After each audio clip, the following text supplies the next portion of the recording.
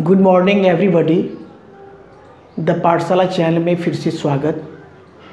आज हम क्लास 8 विज्ञान जो कि अध्याय दहन और ज्वाला चीज़ों का जलना अध्याय है, और इस अध्याय में आज पार्ट 6 को लेके आए हैं, जिसमें आग पर नियंत्रण कैसे किया जाता है इसके बारे में जानेंगे। आग कैसे बुझाया जाता है इसके बारे में जानेंगे। अगर तेल में लगा हुआ आग कैसे बुझ जाता है, कैसे बुझाया जाता है इसके बारे में जानेंगे। शॉर्ट सर्किट इलेक्ट्रिक करंट के द्वारा जो आग लग जाता है तो उस आग को हम कैसे बुझाएंगे इसके बारे में जानेंगे इस वीडियो में। तो हम चाहेंगे कि मेरे वीडियो को शुरू से अंत तक देखें, तो गजब का कंसेप्ट बनने वाला है। अब है कि सबसे पहले यहाँ पर दिया हुआ है कि आग पर नियंत्रण कैसे करें। तो देखते होंगे कि आग पर नियंत्रण करने के लिए आप साधारणतः देखते होंगे कि व्यक्ति लोग क्या करता है, लोग उस पर पानी डालते हैं। तो पानी क्यों डालते हैं? पानी इसीलिए डालते हैं कि जो जलने वाला पदार्थ होता है, जो जलने वाला पदार्थ दाह्य पदार्थ, वो क्या होता है, ठंडा हो जाता है। और ठंडा हो जाता है। दूसरा कि उस पर जब पानी डालते हैं तो जलवाष्प निकलता है, और जलवाष्प क्या करता है, उस दाह्य पदार्थ को चारों बगल से घेर लेता है। जलवाष्प क्या होता है, चारों बगल से उस पदार्थ को, जलने वाला पदार्थ को घेर लेता है, और वायु के संपर्क को वो क्या करता है, तोड़ देता है।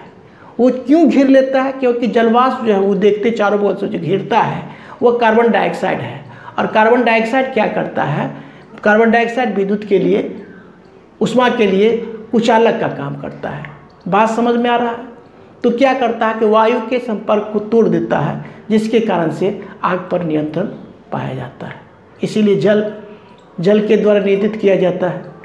तो यही बातों को यहाँ पर हम लिख दिए हैं कि साधारणतया वह आग पर जल डाली जाती है, ज्वलनशील पदार्थ को ठंडा करता है। ज्वलनशील पदार्थ जो जलने वाला पदार्थ होता है उसको ठंडा करता है।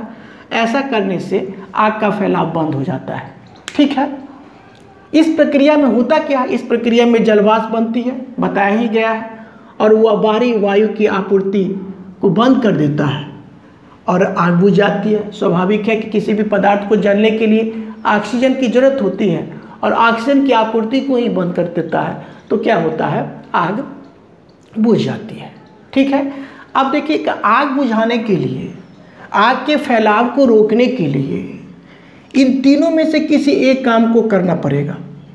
आग के फैलाव को रोकने के लिए, आग को बुझाने के लिए आपको तीन जो बात दिया हुआ है उसमें से एक काम को करते हैं तो आग पर नियंत्रण पाया जा सकता है।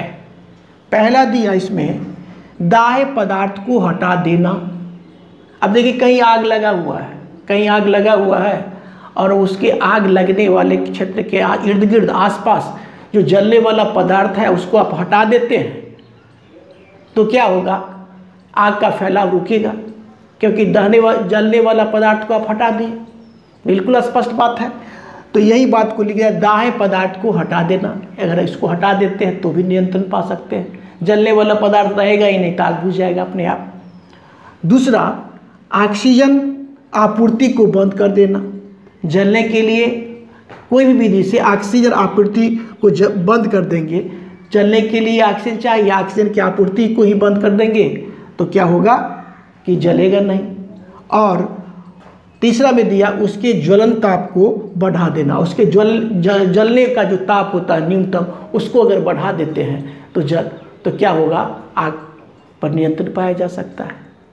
अब हमको ये समझना है कि दाह्य पदार्थ को हटा देना, ये तो बात समझ गए कि अगर जलता हुआ हो, आग लग गया है और आग लगने के इर्द गिर्द का जो आसपास का जो ज्वलनशील पदार्थ होता है, दाह्यशील पदार्थ होता है, अगर आप उसको हटा देते हैं तो आग पर नियंत्रण पाया जाता है, जो कि आग बुझाने की ये पहली शर्त है, दाह्य पदार्थ को हटा देना।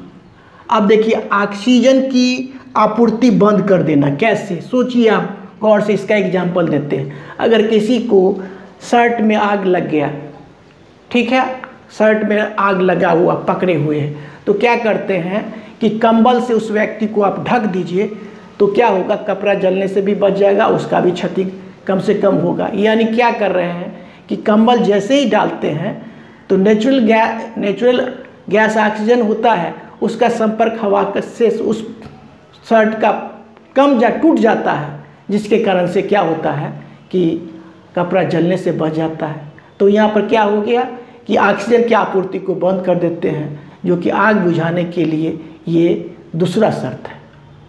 और तीसरा में दिया क्या है कि उसके ज्वलन ताप को बढ़ा दीजिए।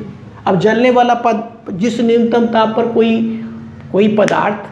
कोई पदार्थ जिस न्यूनतम ताप पर कोई पदार्थ जलता है, उसे उस पदार्थ का ज्वलन ताप कहते हैं। तो ज्वलन ताप को बढ़ा देंगे, ज्वलन ताप को क्या करेंगे, बढ़ा देंगे, तो ऑटोमेटिक क्या होगा, वो जल नहीं पाएगा, तो आग पर नियंत्रण पाया जा सकता है। बिल्कुल स्पष्ट है।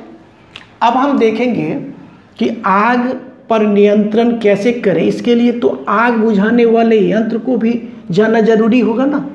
तो आग बुझाने वाले यंत्र को अग्निशामक कहा जाता है। आग बुझाने वाले यंत्र को अग्निशामक कहा जाता है।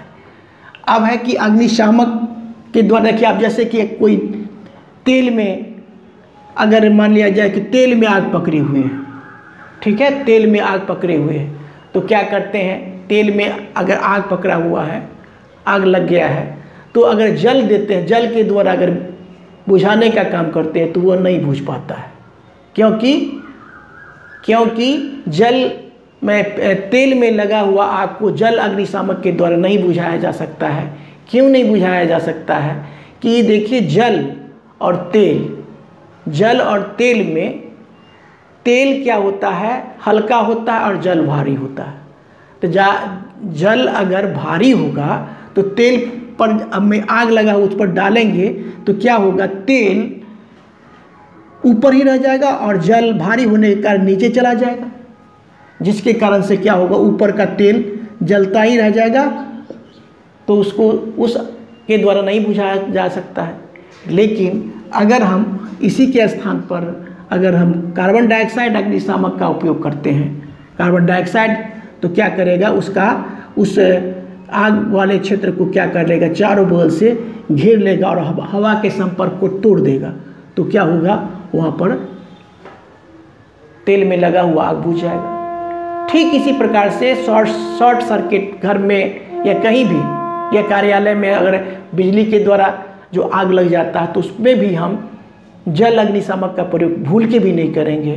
क्योंकि अगर जल अग्निशामक का प्रयोग करते हैं, जैसे ही पानी उस पर डालेंगे तो पानी विद्युत का सुचालक होता है, क्या होगा कि आपको झटका लग सकता है।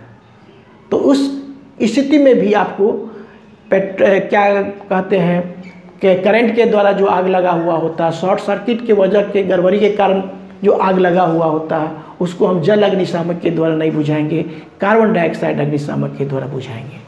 ठीक है, बिल्कुल स्पष्ट हो रहा है। तो इस प्रकार से आग बुझाने वाले यंत्र को अग्निशामक कहते हैं। और आग बुझाने के लिए आपको क्या क्या किया जाता है, आग पर कैसे कैसे नियंत्रण किया जाता है, इसके बारे में आप इस वीडियो में हम बताएं। तो मेरा वीडियो अगर अच्छा लगता है तो लाइक, शेयर और सब्सक्राइब करें। Thank you, take care.